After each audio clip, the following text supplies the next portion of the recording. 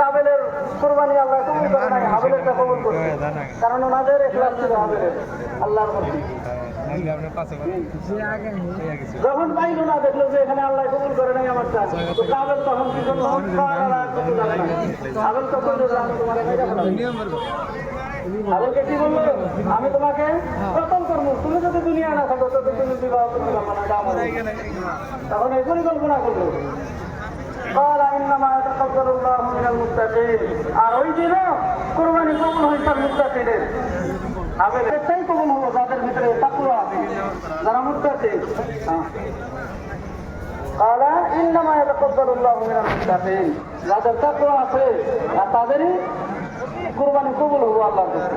হাবেলের তাকওয়া ছিল, ওই জন্য তার কুরবানি আল্লাহর কাছে কবুল হয়েছে। হ্যাঁ,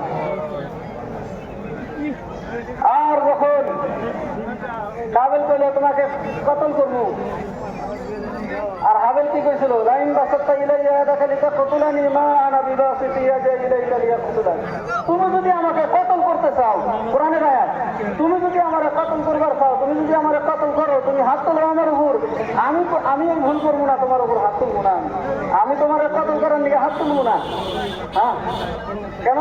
ইন্নী আখাফুল্লাহ রাব্বুল আলামিন, আমি আল্লাহ রাব্বুল আলামিনকে ভয় পাই।